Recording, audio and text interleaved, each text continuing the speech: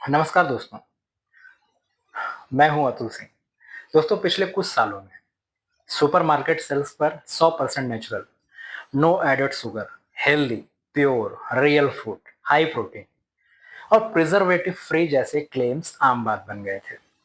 लेकिन अब भारत के पैकेज फूड इंडस्ट्री में एक बड़ा बदलाव देखने को मिल रहा है। फूड कंपनीज धीरे धीरे अपने प्रोडक्ट लेबल्स को से ऐसे एग्जैजरेटेड मार्केट क्लेम्स हटा रहे हैं। और इसका सबसे बड़ा कारण है food safety and standards authority of India यानी FSSAI की बढ़ती रेगुलेटरी सख्ती, जिसका फोकस सिर्फ फूड सेफ्टी नहीं बल्कि truthful advertising and transparent labelling पर भी है। पिछले कुछ महीने में FSSAI ने कई लीडिंग ब्रांड्स को मिसलीडिंग क्लेम्स के लिए नोटिसेज और डायरेक्शंस दिए हैं। इसके बाद कई कंपनीज ने no added sugar, 100% natural, healthy, probiotic, pure और रियल जैसे शब्दों का इस्तेमाल या तो बंद कर दिया है या उन्हें साइंटिफिक एविडेंस के साथ जस्टिफाई करना शुरू किया है। अब कंपनीज को सिर्फ अट्रैक्टिव मार्केटिंग नहीं बल्कि हर हेल्थ क्लेम को डेटा और रेगुलेटरी स्टैंडर्ड्स के हिसाब से प्रूव भी करना पड़ेगा।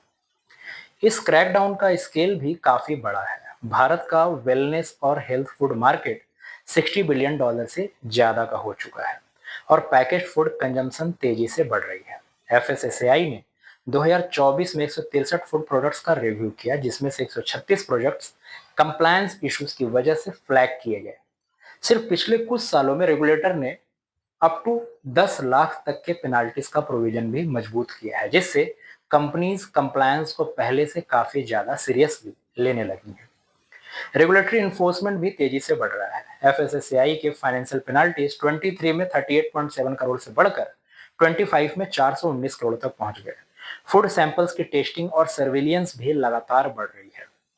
इसी वजह से कंपनीज पैकेजिंग रीडिजाइन कर रही हैं, लीगल टीम्स और न्यूट्रिशन एक्सपर्ट को प्रोसेस में शामिल कर रही हैं और मार्केटिंग कैंपेन्स को लॉन्च करने से पहले रेगुलेटरी रिव्यू करा रही हैं। प्रोडक्ट इनोवेशन के साथ साथ कंप्लायंस भी बिजनेस स्ट्रेटेजी का हिस्सा बन चुका है। सबसे बड़ा बदलाव कंज्यूमर बिहेवियर में भी देखने को मिल रहा है।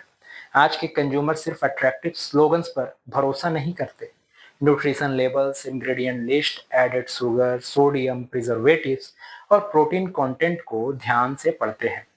सोशल मीडिया और डिजिटल अवेयरनेस में जो है, इसने भी मिसलीडिंग एडवर्टाइजिंग को एक्सपोज करना आसान बना दिया है। इसलिए कंपनीज के लिए ब्रांड ट्रस्ट बनाना पहले से कहीं ज्यादा मुश्किल और जरूरी दोनों हो गया है। आने वाले समय में पैकेज फूड इंडस्ट्री में कंपटीशन सिर्फ टेस्ट और प्राइसिंग का नहीं होगा बल्कि क्रेडिबिलिटी और ट्रांसपेरेंसी का भी होगा।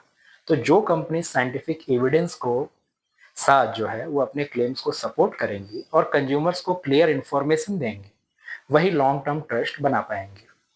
मार्केटिंग स्लोगन्स धीरे धीरे फैक्चुअल कम्युनिकेशंस में बदल रहे हैं और क्लीन लेबल्स अब सिर्फ ब्रांडिंग स्ट्रेटेजी नहीं, रेगुलेटरी नेसेसिटी बन चुके हैं।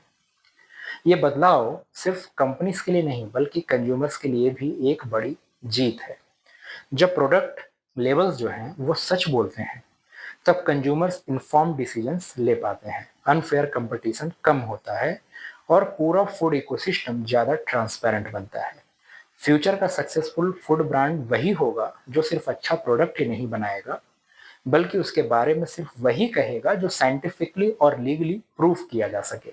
धन्यवाद।